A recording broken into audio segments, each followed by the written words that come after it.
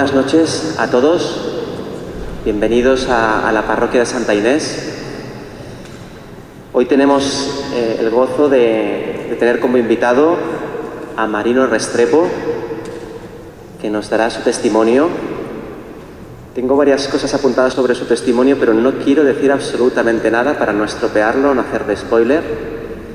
Y en mitad de su testimonio, lo que diga el Espíritu Santo hará alguna referencia a la Iglesia, que también es el tema, Iglesia, el Papa, etc. Pero todo esto mezclado con su testimonio.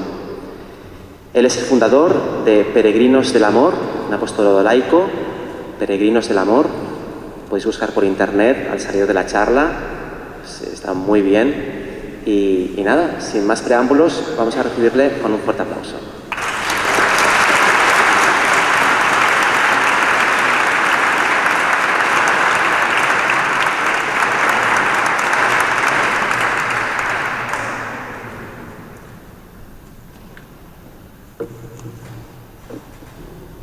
Sea alabado Jesucristo, sea para siempre bendito alabado. Pues le doy muchas gracias a Dios por el honor y la bendición de estar en este templo de Santa Inés, también al Padre Beto y a todo su equipo, por la invitación, por confiarme esta parroquia. También sé que estamos encima de muchos mártires que están acá abajo de nosotros, y para mí no es una bendición tan grande poder ser parte de esta sangre que no fue derramada en vano, y sé que por esa sangre es que estamos aquí nosotros bautizados hoy. Que Dios bendiga a todos sus mártires, que ojalá nos dé a todos nosotros un espíritu de martirio también, para que no tengamos miedo de morir por Jesús. Pues voy a compartirles para comenzar una historia de un encuentro que he tenido con Dios que ha transformado mi vida. Sabemos que todos tenemos un testimonio que compartir y hoy es mi turno. Yo nací en Colombia, en las montañas de los Andes, en un pueblo pequeño, en una familia católica. Soy el número 6 de 10 hijos. Hasta los 14 años viví en el pueblo y luego me enviaron a Bogotá, la capital, una ciudad grande, en los años 60. Bogotá tenía muchos jóvenes de los Estados Unidos que estaban huyéndole a la guerra de Vietnam. Muchos de ellos eran hippies y llevaron a Colombia las drogas alucinógenas, el rock and roll, las filosofías paganas de Oriente como el hinduismo, el budismo, el taoísmo y todos los ismos que después me llevaron al abismo. En esta cultura llegaron las astrologías y numerologías, la cartomancia, la adivinación y todo esto que conocemos como la nueva era. Muy pronto yo entré en esa cultura y perdí mi fe católica. Dejé de creer que Jesús era Dios. A los 20 años contraje matrimonio en Bogotá y me trasladé a Alemania, a la ciudad de Hamburgo. Allí viví 7 años. Nacieron ahí mis 2 hijos, me formé como actor y compositor musical y después de 7 años me trasladé a California, a Los Ángeles. Allí me dediqué al mundo del espectáculo por más de 20 años y todos estos años, desde que salí de mi pueblo a la edad de 14 años, los viví completamente alejado de Dios, en un mundo materialista, consumista, relativista, entregado al dinero, la fama, el placer.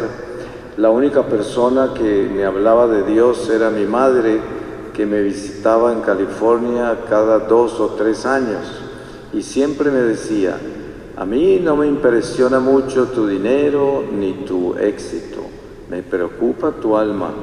Si sigues viviendo la vida que estás viviendo y mueres así, vas a tener muchos problemas con Dios.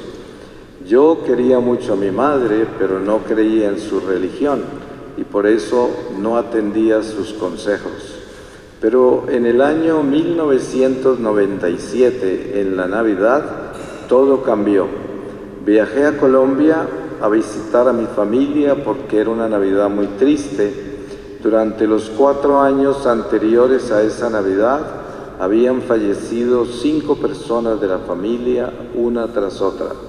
Primero murió mi esposa de cáncer, luego murió mi hermano menor en un accidente en el mar, después murió mi padre, luego se suicidó un hermano mío en Bogotá, después murió mi madre, y en esa Navidad éramos 4 hermanas y yo. Mis hermanas practicaban su fe católica y no sabían que yo no la practicaba. La única que sabía era mi madre, pero cuando ella regresaba de visitarme en California, tan solo les decía, oren mucho por su hermano, pero nunca les contó por qué. Pensando que todavía era católico, me invitaron a la iglesia a rezar con ellas la novena de Navidad del Niño Jesús, una tradición muy antigua en Colombia. Yo no les conté que hacía 33 años no entraba a una iglesia católica, si hubiesen muerto del susto, pero fui a la iglesia para complacerlas. El sacerdote introdujo la novena diciendo las maravillas que el niño hacía si se rezaba esa novena con devoción. En mi corazón mundano yo pensé, pues a lo mejor me saco algo de acá, y pedí un cambio de vida. Obviamente se podrán imaginar el cambio de vida que yo pedía, pero el niño me cambió mi vida en esa Navidad, a su manera y en una forma muy dolorosa, como lo van a escuchar, pero que hoy no cambiaría por nada. El 25 de diciembre, que es el día después de que termina la novena, decidí pasar la noche en una plantación de café de uno de mis tíos. A medianoche, cuando cruzaba la puerta de la hacienda en un jeep, en un campero, saltaron de la oscuridad 6 guerrilleros con ametralladoras y me secuestraron. Me ataron mis manos atrás, me pusieron una capucha en la cabeza y me llevaron prisionero a la selva. En la selva me escondieron en una cueva que estaba llena de murciélagos y toda clase de alimañas de la selva. Un sitio terrible. En total estuve secuestrado 6 meses, pero los primeros 15 días fueron en esa cueva. En el día 15 llegó otro grupo de guerrilleros. Me sacaron de la cueva, me quitaron la capucha y me desataron y me pidieron una suma de dinero enorme. Me dijeron que si no se las daba, iban a asesinar a toda mi familia. También que estaba sentenciado a muerte y cuando terminara de pagar la recompensa me iban a ejecutar. Me ataron de nuevo, me encapucharon y me escondieron en la cueva. Me dijeron que el día siguiente me llevarían a otro lugar. Esa noche fue la noche que tuve esta experiencia con Dios. Yo estaba en esa cueva totalmente destruido porque no tenía esperanza de salir con vida de esa selva. Toda mi familia estaba en peligro. Lo más grande que había tenido en mi vida hasta esa noche era el dinero y prácticamente me lo iban a robar todo. No podía estar en una situación más terrible. Estaba perfectamente despierto y consciente. Tenía 47 años y de pronto entré en un éxtasis. En ese momento yo no sabía lo que un éxtasis era. Pensé que me estaba muriendo, porque en el éxtasis aparezco a la edad de 3 años, en el patio interior de la casa donde yo nací. Estaba en un triciclo con un palo en la mano, paseándome por los jardines de la casa, golpeando las plantas y las flores. Y escuchaba a una empleada de la casa que me gritaba que no hiciera eso. Yo entré en pánico porque no sabía qué me estaba sucediendo, pero no podía salir del éxtasis y continué reviviendo mi vida poco a poco. Cuando estaba pasando por la edad de 10 o 11 años, comencé a vivir un dolor que no podría describírselos, el dolor de mi conciencia. Por 33 años viví en pecado mortal lejos de Dios y había perdido el temor de Dios. Pero ahora mi conciencia comenzó a despertarse y el temor de Dios regresó a mi corazón.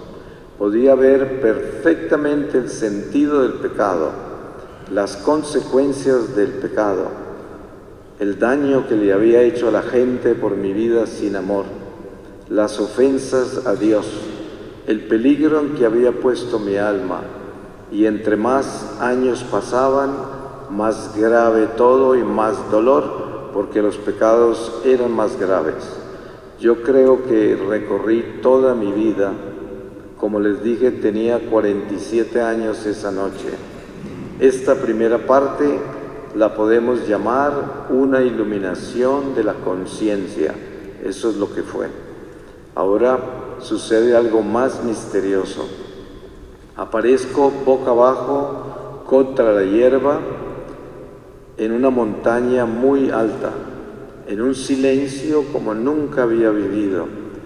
Solo lo puedo describir como un silencio perfecto. Miré hacia adelante y muy lejos en la distancia podía ver otra montaña más alta, y la cima de esa montaña estaba cubierta de niebla, y la niebla comenzó a despejarse poco a poco, y apareció la ciudad más extraordinaria de luz. Una ciudad absolutamente preciosa. A pesar de la distancia, yo la podía ver perfectamente, pero mi alma sabía que yo tenía que haber llegado allá y no había alcanzado. Entonces esto me preocupó enormemente y miré para ver cómo me podía trasladar hacia allá, pero me di cuenta que las dos montañas no estaban conectadas, y esto fue aún más angustioso. Y en ese momento comencé a escuchar el sonido de aguas que se acercaban hacia mí. No las podía ver, pero las podía escuchar perfectamente.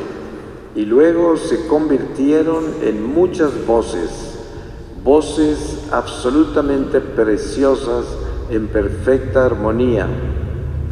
No podría decirles si estaban cantando, orando, hablando, pero eran preciosas.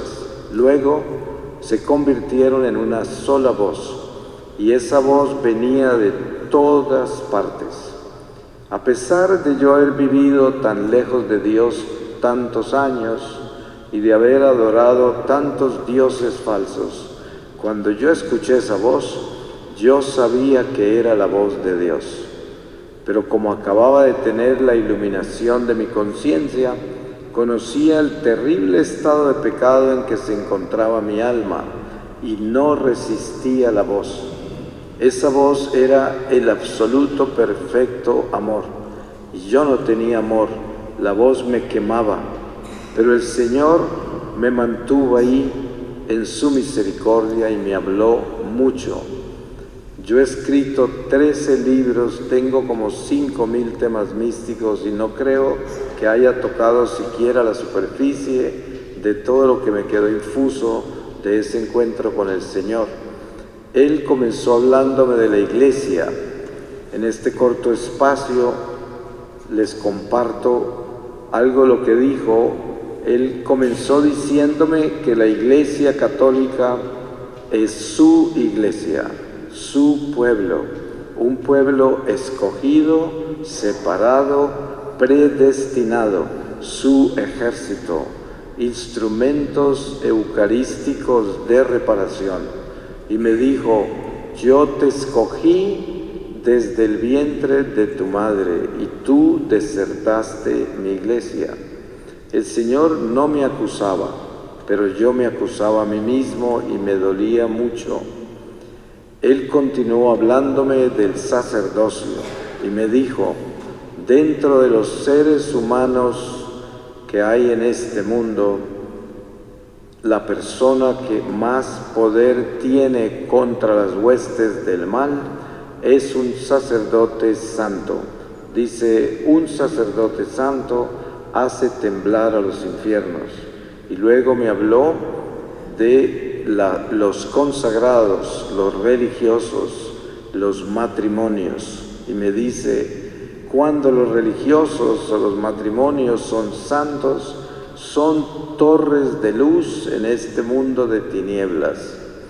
Y luego me habló del sacramento de la confesión y lo comparó con un exorcismo. Y me dijo, cuando estamos en pecado mortal y permanecemos en él, el demonio toma ese pecado. Y entre más tiempo estamos en pecado, más demonios se unen a él y terminamos con una legión por cada pecado mortal. Y solo la Iglesia, por medio del sacramento de la confesión, de manos del sacerdote, tiene la autoridad para desatarnos del diablo. Él no le obedece a nadie más. Si nosotros pudiésemos ver una molécula de un demonio, nunca dejaríamos de confesarnos, porque es lo más espantoso que ustedes se puedan imaginar. El Señor me comparó el sacramento de la confesión con muchas cosas, me llevó hasta el pecado original y me recorrió prácticamente toda la historia sagrada. Y me explicó por qué Jesús, con tanta urgencia, cuando resucitó, instituyó ese sacramento. Después me habló de la Eucaristía y me dijo, la Eucaristía es el don más grande que el Padre Celestial le ha dado a toda la humanidad.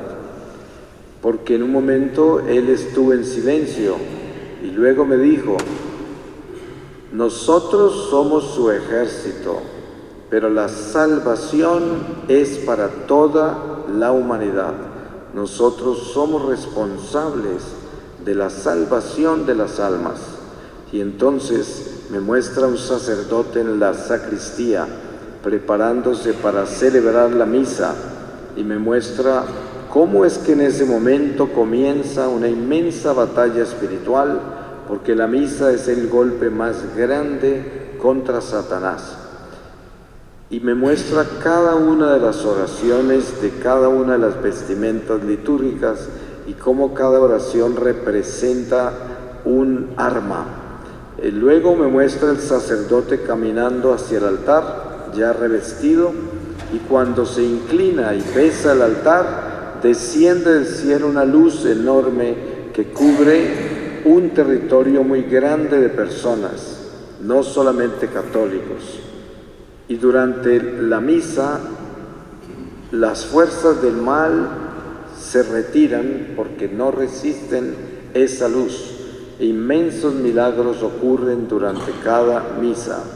Cuando estamos en la iglesia y estamos debidamente preparados para comulgar, hay mucha gente muriendo alrededor del mundo en ese instante y muchos en peligro de condenación. Y el Señor, cuando tomamos la hostia, rescata un alma, porque nosotros somos instrumentos eucarísticos de reparación. Pero me llevó a un pasaje de San Pablo, donde él dice, no te atrevas a acercarte al altar del Señor a comer de este pan, si no estás preparado, porque te comes tu propia condenación. Y me mostraba la trascendencia de nosotros como instrumentos de Dios para prepararnos para esa Eucaristía, porque la misión más grande que tenemos nosotros es la Eucaristía. Entonces, después me habla de los 10 mandamientos y los 7 pecados capitales. Y me muestra los 7 pecados capitales como 7 legiones de demonios que atacan la ley de Dios. Y me mostró 3 pecados capitales que eran prominentes en mi vida y con los cuales iba a tener una batalla toda mi vida. Luego aparezco en un lago con el agua hasta la cintura y al frente del lago había una roca inmensa, preciosa. Encima de la roca, al lado derecho, podía ver la cabeza de un hombre mirando de lado. Al principio no sabía quién era. Miré de nuevo hacia el agua donde estaba y vi una bruma flotando. Cuando la observé bien, me di cuenta que eran cientos de demonios de mis pecados mortales de 33 años, legiones. Eran como gérmenes, como racimos, y yo los distinguía a todos. Era un estado etéreo, pero yo podía distinguirlos muy bien, algo que jamás pudiera describírselo del terror que eso era. Al lado izquierdo del lago,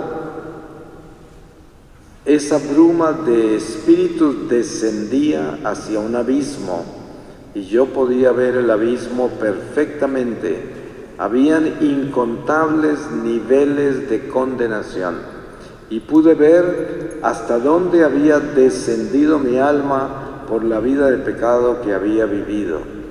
La única luz que había allí era ese hombre que estaba encima de la roca.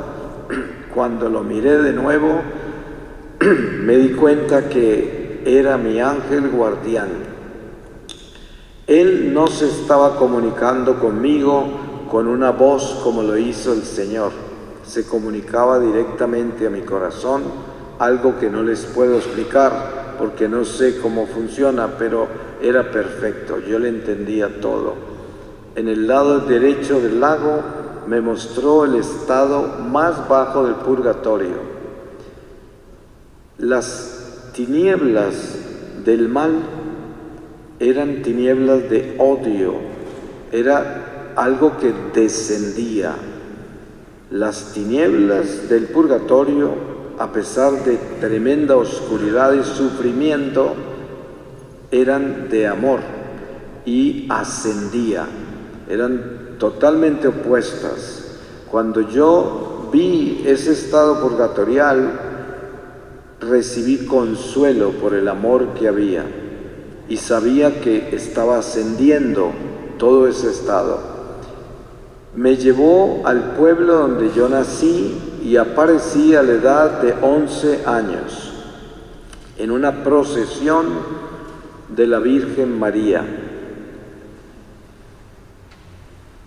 Yo era el trompeta mayor de la banda del colegio. Iba tocando la trompeta detrás de una estatua de la Virgen que llevaban 4 compañeros míos del colegio. Marchamos por el pueblo y después de un rato apareció la Virgen caminando al frente mío, ya no como una estatua, y llevaba 2 niños, uno de cada mano. El ángel me comenzó a explicar que mi madre me había consagrado a la Virgen en su vientre y que la Virgen nunca me había abandonado a pesar de todos los años que estuve lejos de Dios. Podía ver la Virgen tan solo por detrás y yo continué tocando la trompeta detrás de ella. El ángel me habló sobre la consagración a la Virgen, cómo ella era la reina de la batalla, la importancia que era estar unidos a ella, porque el Padre Celestial le ha dado los poderes más extraordinarios contra el demonio, y en la batalla en que estamos más que nunca debemos estar unidos a ella.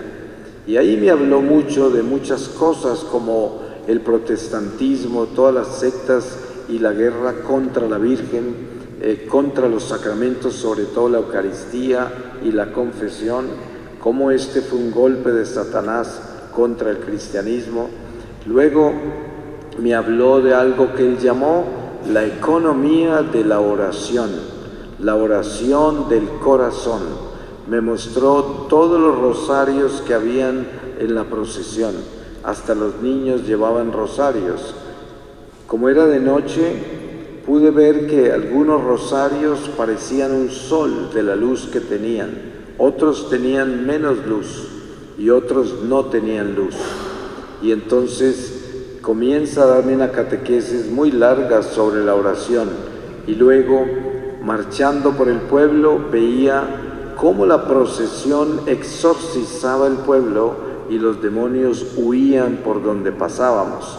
Y me explica el ángel cómo el demonio se ha robado las procesiones porque le hacen mucho daño y ha aumentado en la iglesia el respeto humano y se ha robado el temor de Dios.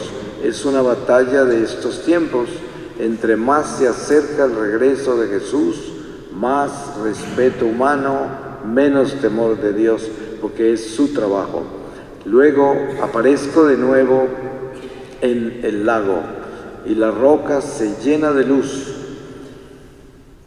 Yo sabía que esa luz era Jesús, pero sabía que no lo podía mirar por el estado de pecado en que me encontraba. Me agaché huyéndole a la luz, pero de reojo podía ver que al lado derecho de la roca había aparecido de nuevo la Virgen María, y en esta oportunidad me estaba mirando de frente, y yo estaba conectado a ella como por un cordón umbilical espiritual, y todo lo que fluía de mí hacia ella, que era toda la angustia en que estaba, se iba hacia ella y hacia el Señor.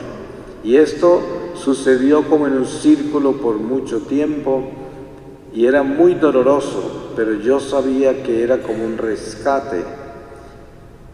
Luego el ángel me tomó del cuello y me levantó mi cabeza hacia la luz, y ya no podía agachar la cabeza, pero estaba totalmente enceguecido. Pero después de un rato comencé a distinguir la silueta de Jesús en esa luz, inmenso. Rayos de luz salían de sus ojos y cuando llegaban a mí parecía que me fuera a desintegrar de dolor, pero yo sabía que era su amor y sabía que me estaba rescatando. Yo no sé cuánto duraría esto porque un éxtasis ocurre afuera del tiempo.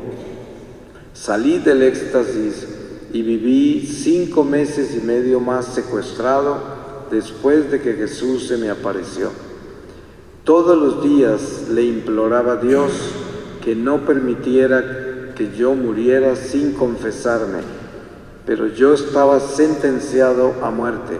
Sabía que solo un milagro podía hacer eso posible, pero también sabía que todos esos demonios que yo vi en el lago todavía estaban en mi vida y ellos me lo hacían saber todos los días.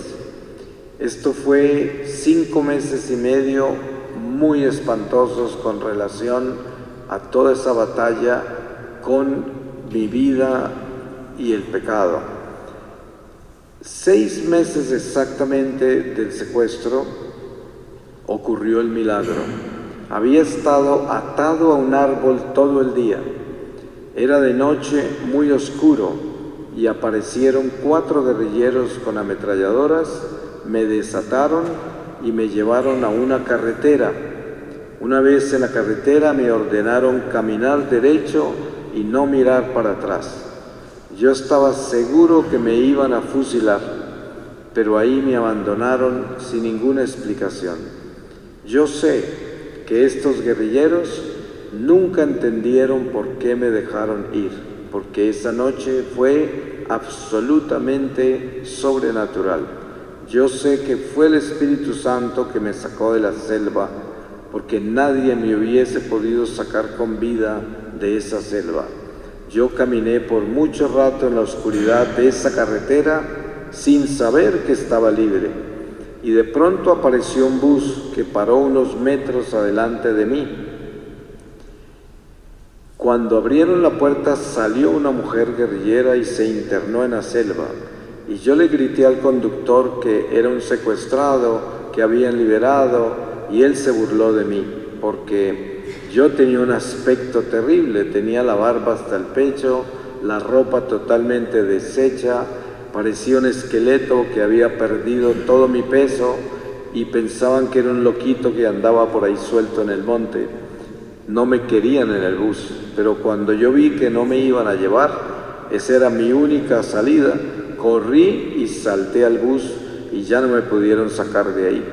Y me sacaron de la selva. Una vez que me reuní con mi familia y me recuperé un poco, lo primero que hice fue irme a confesar a un monasterio de franciscanos. Para mí, haber salido del secuestro fue un milagro muy grande, pero el milagro más grande que yo esperaba era la confesión. Cuando este franciscano, después de una confesión muy larga, como se podrán imaginar, me dio la absolución, yo sabía que todos esos demonios que yo vi se habían ido. Nunca les podré explicar lo que yo sentí, porque esa sí fue mi verdadera libertad. Y salí de ese monasterio como flotando en el aire. Y ahí comenzó mi nueva vida. Regresé a Los Ángeles, a California, a mi casa, y comencé a aprender a ser católico de nuevo. Pasaron 2 años así, en silencio. Nunca le conté a nadie nada sobre mi experiencia con Dios. Ni siquiera sabía cómo contarlo. Y yo pensé que el Señor me había dado otra oportunidad. Yo tenía que cambiar mi vida, fin de la historia. Pero el Señor tenía un plan. Pasados esos 2 años, regresé a Colombia durante una Semana Santa. Y el domingo de Ramos, en misa de 12 del día, en una iglesia muy grande de Bogotá, tuve otra experiencia con Jesús durante el ofertorio de la misa, desde un crucifijo muy grande que colgaba de encima del altar. Mientras miraba el crucifijo, comencé a sentirme mareado como si me fuese a desmayar, pero estaba entrando en otro éxtasis con el Señor. En esta oportunidad, Jesús no me habló con una voz como la primera vez. En esta oportunidad se comunicó conmigo exactamente como el ángel guardián, directamente a mi corazón. Yo tenía ya 49 años, estaba muy golpeado por el secuestro, tenía toda clase de miedos, mi refugio era la iglesia, no tenía vitalidad ni entusiasmo. Sin embargo, el Señor comenzó a revelarme que la misión para la cual yo había nacido apenas iba a comenzar, que Él me iba a llevar por todo el mundo, que todos los lugares donde iba a ir ya los tenía escogidos. Todas las personas que me iban a escuchar ya las tenía escogidas con nombre propio.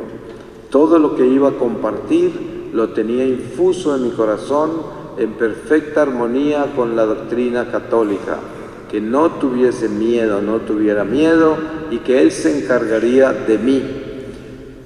Pues yo salí de esa iglesia sabiendo que solo un milagro podía ser posible esto, pero el Señor ya me había hecho varios milagros. Me acordé del franciscano con quien me confesé la primera vez cuando salí del secuestro. Lo fui a buscar y comencé a compartir por primera vez mis experiencias con el Señor. Mientras hablaba con el franciscano, detrás de él, en su celda donde me estaba confesando, había un crucifijo pequeño colgando de la pared. Y el Señor se me manifiesta de nuevo y me dice que ese franciscano Él lo escogió como mi padre espiritual, que le obedeciera y confiara en Él, que Él me iba a guiar. Y así fue. Él comenzó a guiarme, yo dejé mi vida artística, fundé una misión que se llama Peregrinos del Amor hace 25 años y el Señor me ha llevado por más de 120 países en todos los continentes, y esto es lo que hago todo el tiempo. Yo le dije al Señor que nunca promovería esta misión, y pues estos 25 años he vivido de la providencia divina y ni siquiera por un momento me ha faltado nada, porque el Señor siempre se ha encargado de mí. Y también, pues siempre he tenido en mi corazón infuso todo lo que he compartido y han fluido muchísimas reflexiones que solo Dios las puede hacer posibles.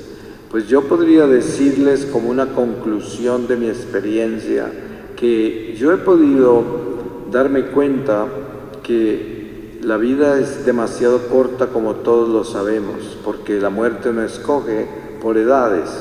Es más, muchas personas me preguntan ¿qué recomendaría yo como el mejor retiro? Y yo siempre digo, yo creo que el mejor retiro espiritual que podemos tener es un funeral, porque en un funeral nos encontramos con la campana, que es la que nos está diciendo, tú eres el próximo. Y es muy importante nunca olvidarnos de que esta vida termina en cualquier momento y que lo único que nos vamos a llevar de este mundo, que tiene sentido y que es lo único que sería importante, es nuestra santificación, nada más. Y que la única misión que tenemos en este mundo es llevarle a Dios a la gente.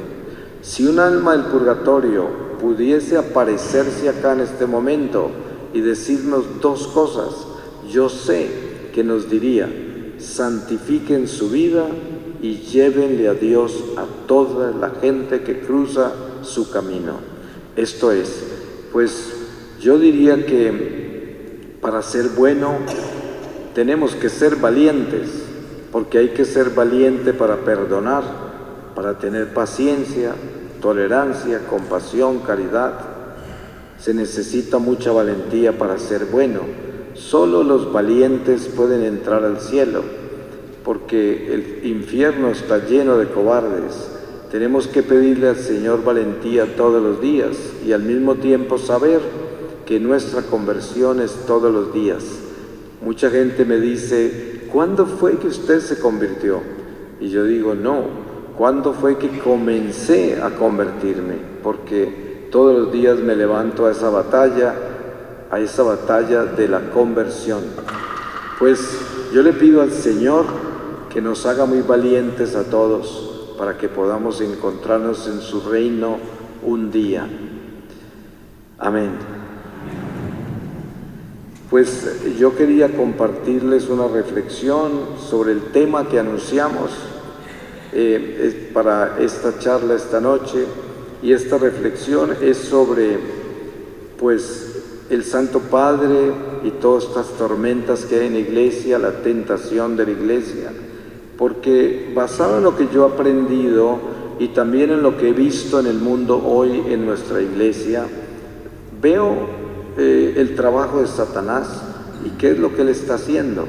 Y lo que más claro veo es que el demonio, sabemos que es el experto en la división, el espíritu de división, y sobre todo el inmenso peligro de la apostasía.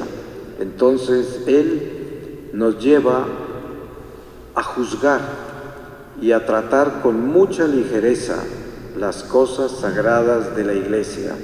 Por lo que yo aprendí cuando el Señor comenzó a hablarme de la Iglesia, me habló de lo que el Padre nos hablaba en la homilía de hoy, sobre esa esposa que es la Iglesia, sobre ese Cristo que es su cabeza, sobre lo sagrada que es la Iglesia y lo importante que es acordarnos que la Iglesia es Jesucristo mismo.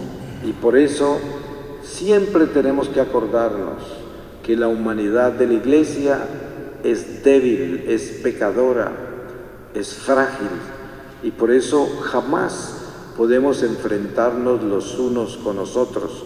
Como dice San Pablo, nuestra batalla no es entre sangre y carne, entre nosotros, es con los espíritus que rondan los aires, con el príncipe del aire, con principados, poderes de las tinieblas. Y el demonio quiere que nosotros nos ataquemos entre nosotros, que ataquemos la misma Iglesia. Nosotros debemos acordarnos que todos nosotros somos miembros de un cuerpo místico, somos piedras vivas del templo de Dios, y que cada uno de nosotros ocupa un lugar particular que Dios escogió y somos responsables de eso. Pero lo más importante es el amor al prójimo para que glorifiquemos a Dios con sus criaturas, porque es lo que Dios nos enseña para glorificarlo a Él. Entonces, todo esto que sucede hoy, con la ligereza que atacan al Santo Padre, a los obispos, al clero, al párroco, a los parroquianos, con la ligereza que nos atacamos entre nosotros, todas las conspiraciones que hay, todo lo que fluye por las redes, encontramos sacerdotes, obispos, laicos muy distinguidos haciendo estas cosas.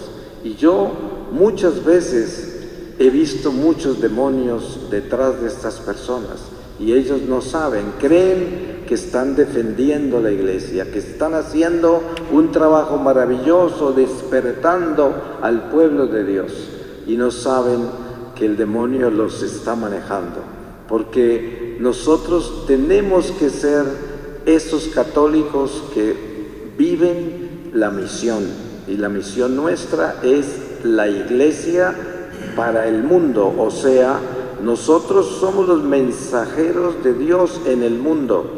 Por eso, en la oración de Jesús al Padre antes de su pasión, Él decía: Padre, yo no te pido que los saques del mundo, porque ellos no son del mundo. Te pido que los protejas del maligno. Y des en cuenta que la misión de nosotros es llevarle al mundo a Dios. Pero hoy el mundo le está trayendo ese espíritu del mundo a la iglesia, y es más común ver el mundo en la iglesia que a Dios en el mundo. Entonces, todo esto de hablar con tanta ligereza contra el Papa, contra miembros de la iglesia, contra nosotros mismos, es parte del trabajo del demonio. Yo digo, ninguno de nosotros somos perfectos, somos seres humanos, imperfectos, del Papa hasta el último parroquiano, y tenemos que respetarnos y amarnos, y con lo que no estamos de acuerdo no es un pecado, pero tampoco podemos perseguir a nadie por lo que no nos gusta, ni tampoco podemos desacreditar a nadie por lo que no nos gusta. No le podemos hacer daño a nadie por lo que no nos gusta, por lo que no estamos de acuerdo. Es muy importante no dejarnos destruir por el demonio, porque el demonio es muy astuto, es un diablo malo. Ustedes saben que el demonio es 100% malo. Él no tiene nada que perder, porque todo lo perdió. Y lo que él hace es, quiere que pierda todos perdamos todo el tiempo. Lo único que busca, que perdamos. Y entonces, cada vez que nosotros nos atacamos entre nosotros, cada vez que juzgamos a otra persona de la iglesia, estamos perdiendo con el diablo juntos a él, y él está triunfando. Por eso hay que tener mucho cuidado con esto, porque es una tentación, y debemos tener mucho cuidado con la apostasía. A mí me llegan cientos de correos y cosas contra el Papa, contra contra aquel. Yo siempre los borro, yo nunca los leo. Cada que me preguntan esas cosas, yo digo, no sé nada, ni quiero hablar de eso, porque no es necesario. A mí no me interesan esas cosas. Lo único que yo sé es que cada uno de nosotros es responsable ante a Dios por lo que Él nos confió. El Papa es responsable de su papado, el cura es responsable de su parroquia, el esposo de su esposa, la esposa de su esposo, usted es responsable de su trabajo, de su vida, y cada uno de nosotros comparecerá ante el tribunal del Señor y se nos llamarán las cuentas. Pero nosotros no somos los jueces, nosotros no podemos abrir esta boca para juzgar a nadie. Y les aseguro una cosa, por muy santa que parezca la persona, el que esté juzgando a la iglesia no está hablando por el Espíritu Santo, porque ni un ángel de Dios ni el Espíritu Santo hablarían contra nadie de la iglesia, nunca, en ningún momento. Por eso tenemos que tener muy claro eso y no dejarnos tentar. Nuestra iglesia es santa, el demonio nunca la podrá derrotar, porque es una promesa de Jesús que dice las puertas del infierno nunca prevalecerán contra la iglesia. Y yo creo en esas promesas de Jesucristo. Por eso cuando me dicen, ay, es que el Vaticano está lleno de masones, es que este tiene esto, es que tiene... Y yo digo, pero ¿a quién estamos siguiendo? ¿A quién estamos creyendo? Si las promesas de Jesús es que la iglesia nadie la puede destruir. Entonces, ¿cómo puede uno decir que la iglesia la están dañando, que la van a acabar, que mire lo que está pasando? Pues parece que no conoce el Evangelio. Y yo pienso que a ese tipo de personas no se le puede tocar ni la ropa, porque no están en el Evangelio, se salieron de él, se salieron de las promesas del Señor. La iglesia nadie la podrá destruir, nadie. Y de eso podemos estar seguros y podemos dormir en paz. Lo importante es que cada uno de nosotros haga el trabajo que nos corresponde. Eso es, que todos los días nos levantemos a luchar contra el pecado y a hacer el bien. Ese es nuestro llamado. Pues que el Señor les dé mucha fortaleza, que les dé la valentía de ser buenos y que un día podamos todos encontrarnos en ese reino del Señor que no es de este mundo. Amén.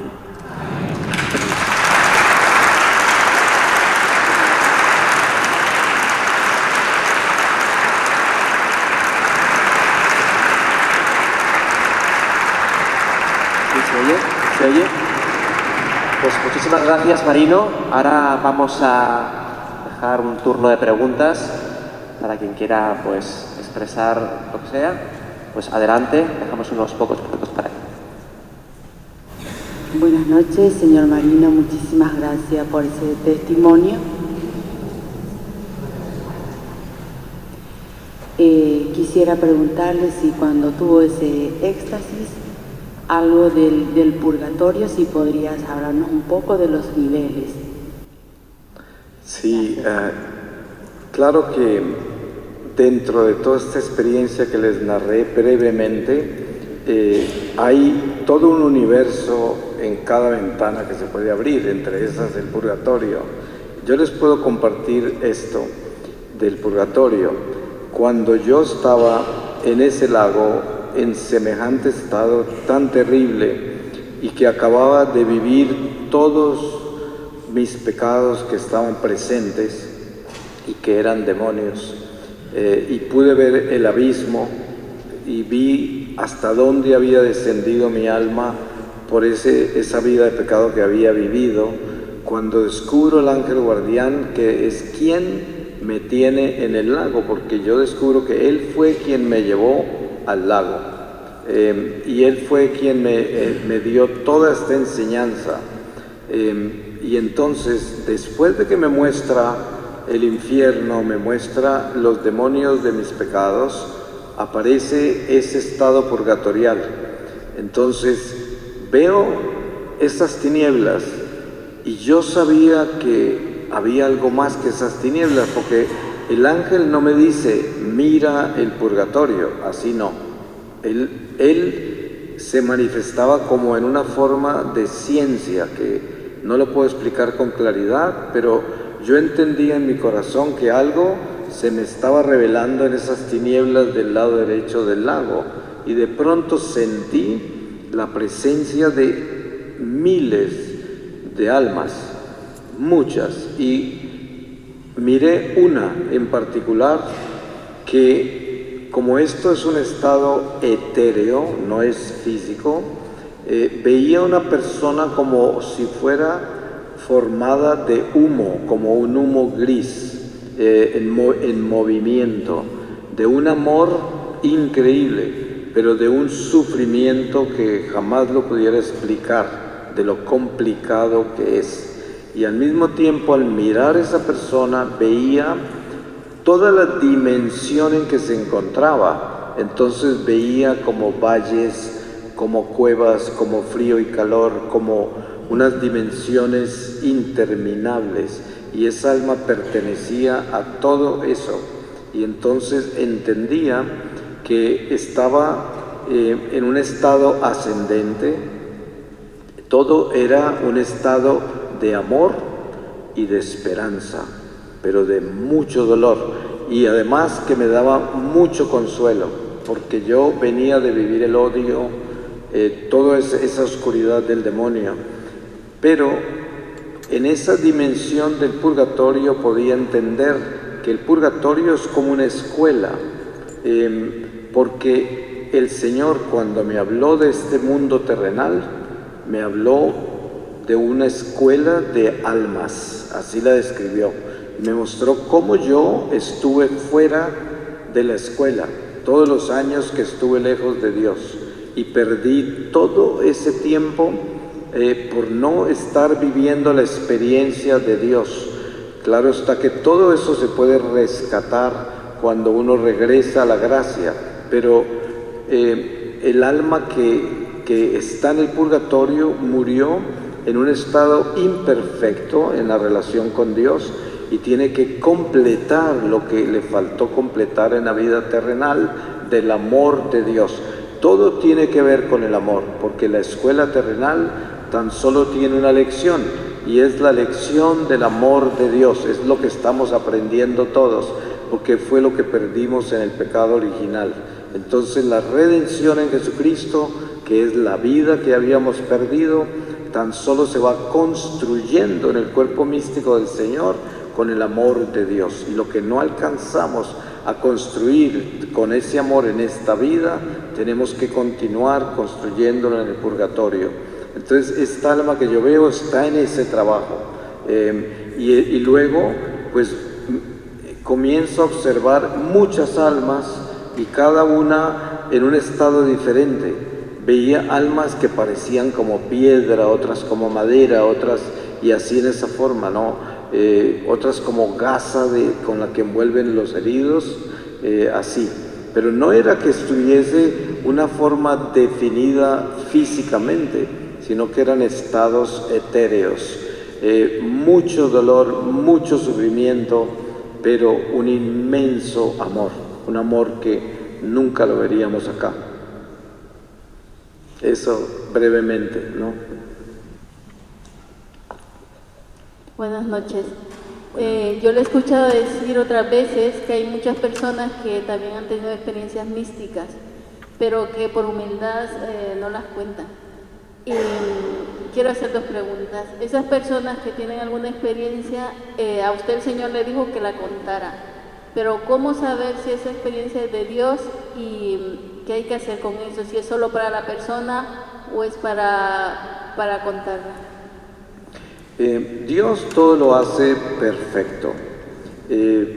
Todos nosotros somos místicos por el bautismo, solo que cada uno de nosotros tiene la responsabilidad de crecer y elevarse a esa mística. Entonces, la primera experiencia mística es el bautismo, porque es como nuestro Pentecostés. Así de que partimos desde la mística, pero cada uno tendrá experiencias espirituales diferentes durante su vida. Si Dios escoge una persona para que su vida sea una vida de comunicación de sus gracias, como lo que me ha tocado hacer a mí, no porque yo sea nadie especial, porque ya les conté quién era, la persona menos indicada para estar acá, que podría unirme a San Pablo cuando dice que era como un aborto, como el menor de todos, y así me siento yo. Pero cuando el Señor escoge a alguien para que comunique, Él lo hace, y no hay absolutamente ninguna duda de que lo va a hacer. Así de que no hay forma de que uno se guarde lo que tiene para compartir, porque si es de Dios, el Señor se encargará. Ahora, si es que no lo comparten, es porque no es para compartir, ¿no? La otra, para terminar, usted decía, ¿cómo sabemos si es de Dios? Bueno, para eso se necesita un discernimiento de la Iglesia. Todo hay que llevarlo a la Iglesia. Y también es una gracia que la Iglesia lo atienda, porque es otra bendición, pero hay que llevarlo a la Iglesia. Buenas tardes. Buenas tardes. Usted, por lo que nos ha explicado, lo que nos ha compartido, pues recibió el don de la iluminación de conciencia. Entonces, yo muchas veces me pregunto, aunque uno esté vinculado pues, a los sacramentos, frecuente la Eucaristía, la confesión, etc., ¿hasta qué punto a lo mejor también nos autoengañamos pensando, yo ya lo hago bien? O sea, no tenemos este don de la iluminación de conciencia. ¿Y hasta qué punto? O sea, ¿cómo podemos saber que hacemos bien la confesión? Que no caemos en escrúpulos. No sé usted si nos puede decir algunos consejos. Sí, yo pienso que en lo que se relaciona con una conciencia clara, con una iluminación de la conciencia, para estar seguros de que lo que estamos haciendo está bien y que verdaderamente estamos creciendo espiritualmente, que verdaderamente nos estamos volviendo una mejor persona, porque todas las prácticas de nuestra religión no tienen sentido si no nos están transformando en una mejor persona, si no nos están convirtiendo en una mejor persona. Esa es la única señal de que todo está progresando hacia el bien. Entonces, la forma de uno engañarse, como usted lo decía, es vivir una vida muy religiosa, pero sin amor, sin tener un cambio de corazón, sin superar nuestros defectos, sin cambiar hacia el bien, porque es la única señal que hay de que estamos haciendo las cosas bien. Yo le digo a la gente, mire, un ejercicio espiritual importante es que usted mire un año atrás y piense si usted es mejor persona hoy que hace un año. Y en esa forma se da cuenta si usted está progresando, si está cambiando. Es importante tener cuidado con eso y mantener la economía de nuestro camino con Dios. Espero que le haya respondido. Sí. ¿Puede explicarnos un poco más sobre el tema de la relación del pecado en la persona y cómo es esa influencia del demonio con cada pecado, que no lo acabo de entender bien?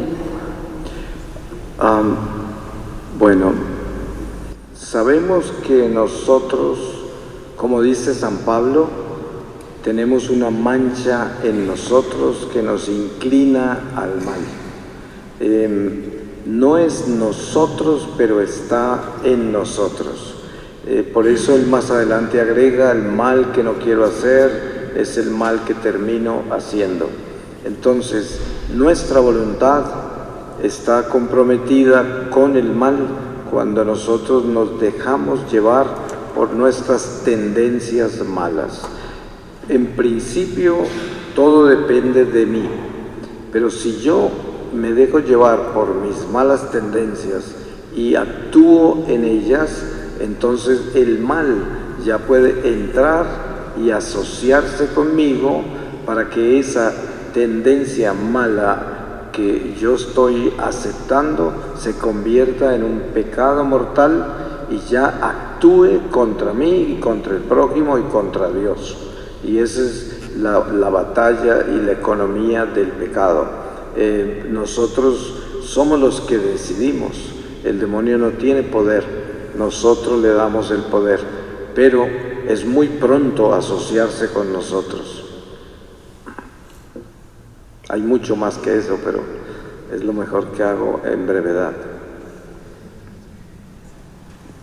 Buenas noches, Marino. Agradecer como primera medida pues habernos compartido esa experiencia, que seguro que es algo muy maravilloso.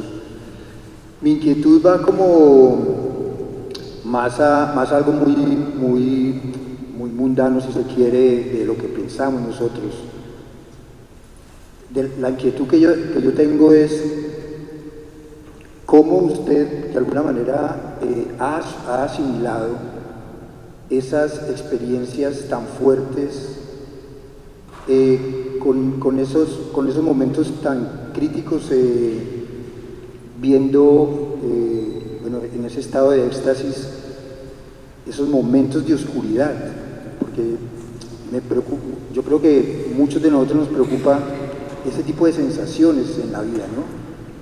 De si yo voy a tener sensaciones negativas y yo escuchándolo, viendo eso que vivió, cómo de alguna manera usted lo ha asimilado y haz como que Dios, de alguna manera, cómo se ha manifestado en usted para que de una manera tan cálida y austera nos lo haga saber, nos lo comente de una manera, de alguna manera tan tranquila, porque es un miedo, digamos, que nosotros podamos tener siempre de imaginarnos vivir una experiencia de estas. Sí,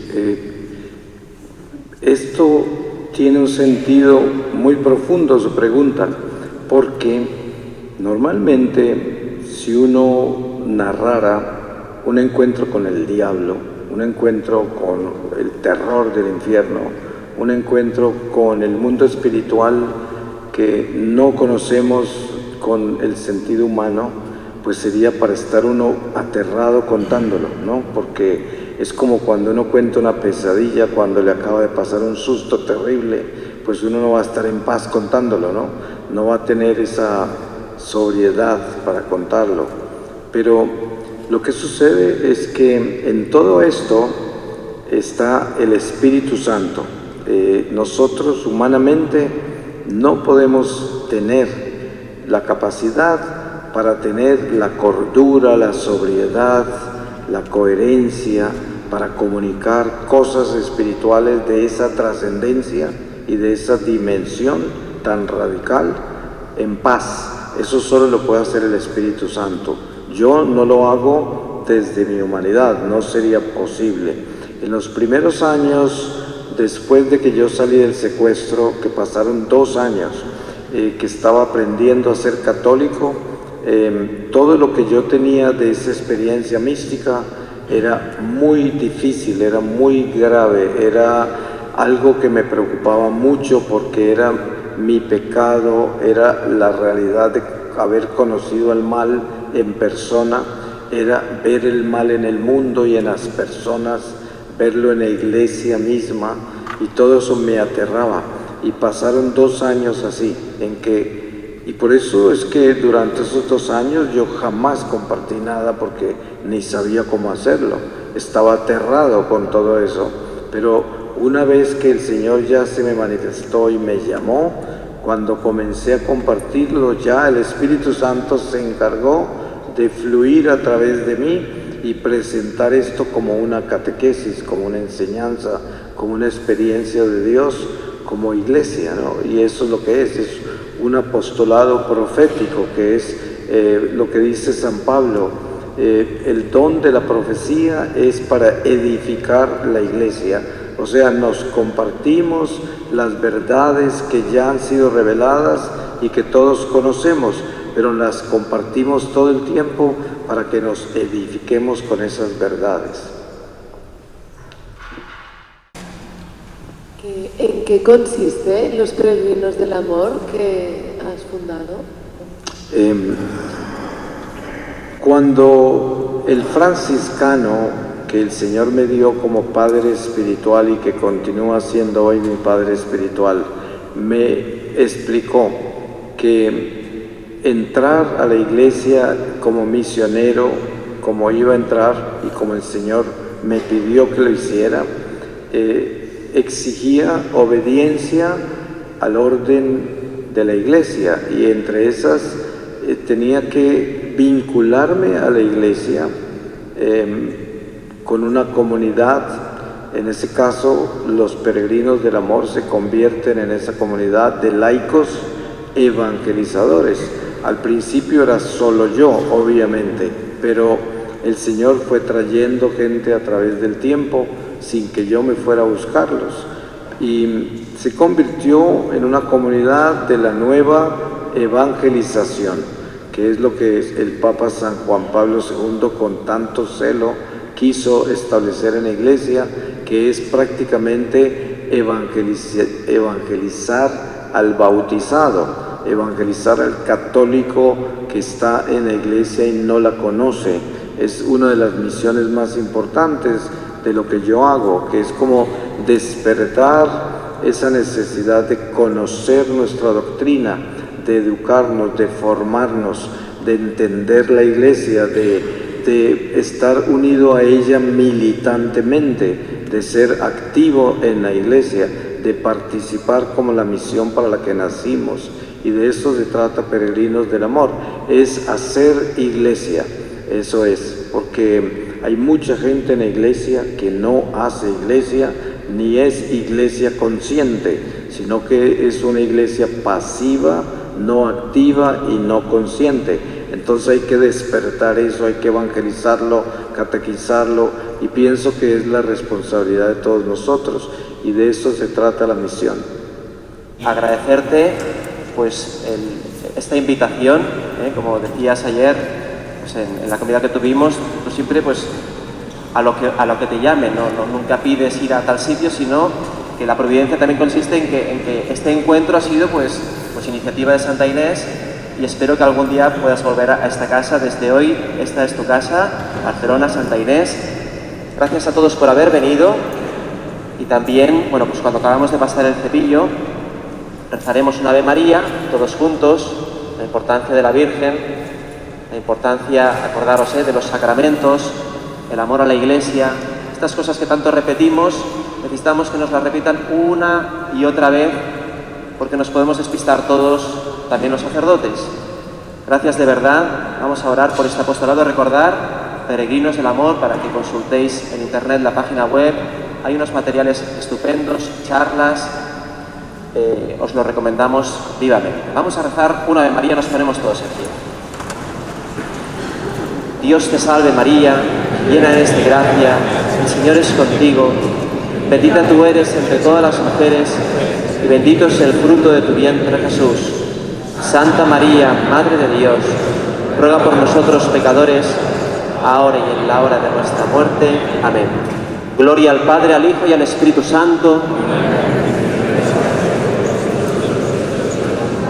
El Señor esté con vosotros. La bendición de Dios Todopoderoso, Padre, Hijo y Espíritu Santo, descienda sobre todos vosotros. Pues muy buenas noches a todos.